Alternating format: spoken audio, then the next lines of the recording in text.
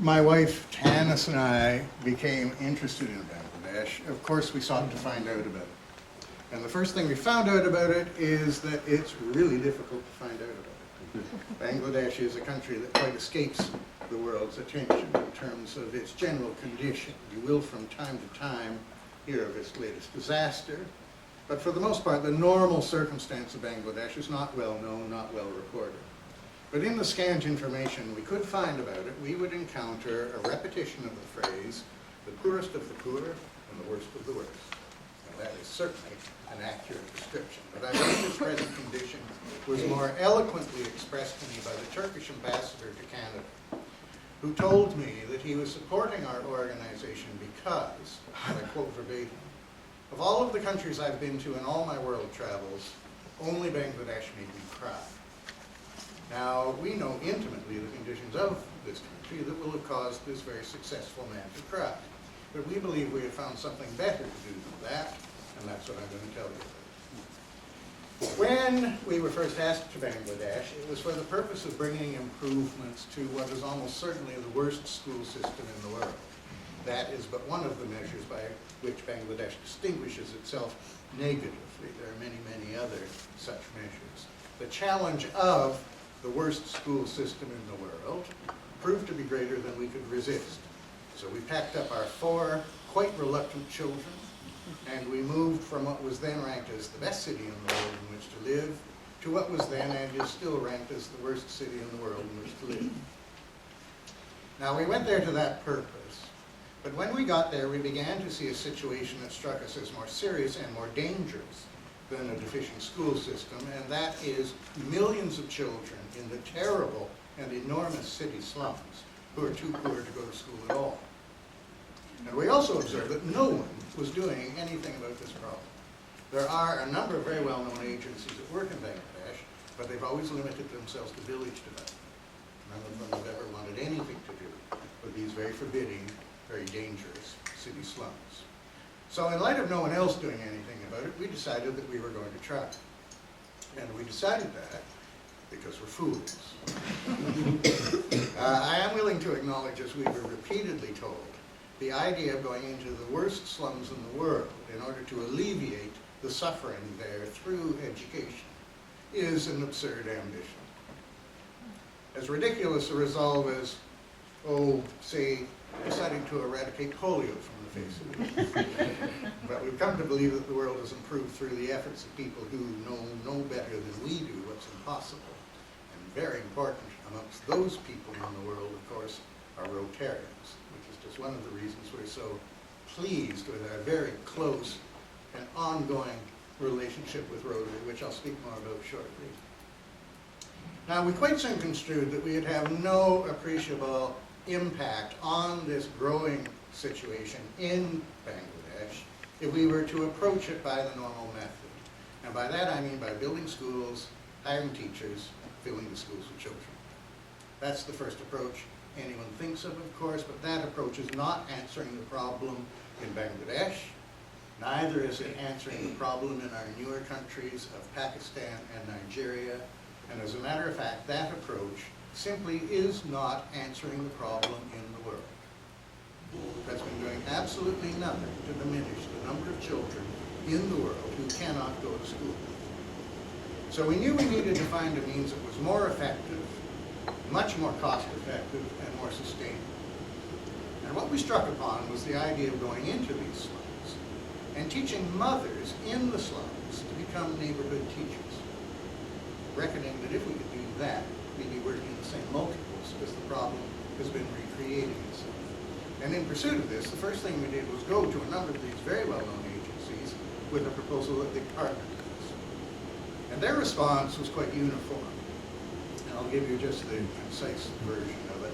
They did allow that this was a really innovative idea.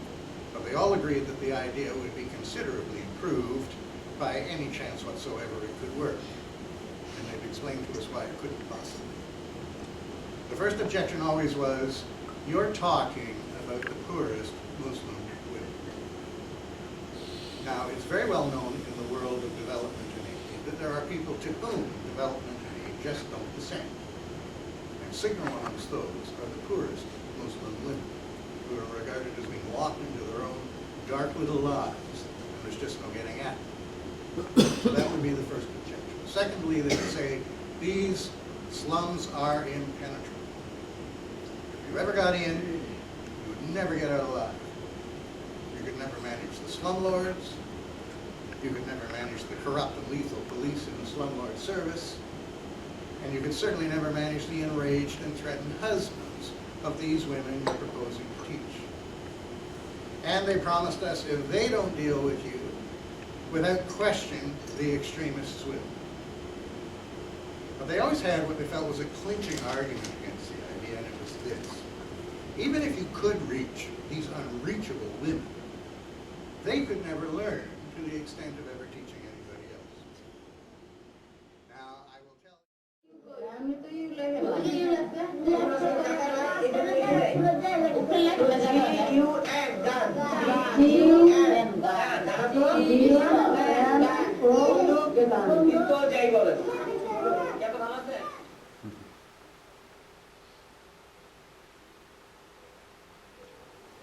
this statement is true.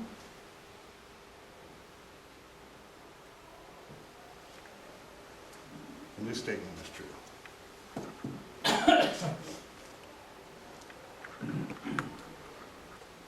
Our failure to educate all of humanity stands as our greatest sin of omission.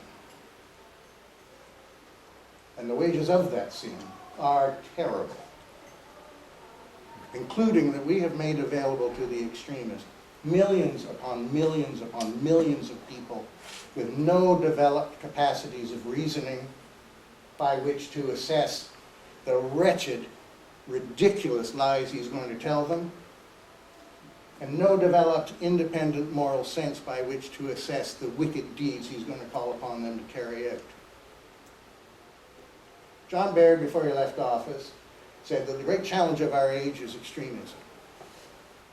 And he's right in that. Unfortunately,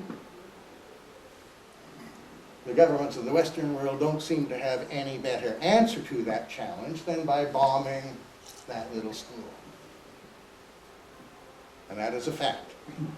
That's modern warfare. In modern warfare, we throw out the baby with the bathwater. But what else can we do? What else can we do in the face of undeniable barbarism? Well, as a matter of fact, we can all bring our tremendous power to it, and we do have tremendous power. You all have extraordinary powers of reasoning. You have a wealth of information, and those combine to provide you with genuine wisdom. And to that, you add your compassion and your deep capacities of love. These are not your weaknesses in the face of bald brutality. They're your strengths. And the extremist has no answer to them. Of course, he's going to try to entice you out of the realm of your strength and into the arena of his. But why would you ever go? Why would you ever do anything he wants you to do? You should do exactly what he doesn't want you to do. And we know what he doesn't want you to do. We know what terrifies the terrorist. And I can tell you, it's not bombs. They welcome bombs. It's not death. They celebrate death. I've heard him say outright, we rejoice in death of all kinds. They're not afraid of war, they want war. But there is something that terrifies the terrorist. And I'll show you what it is.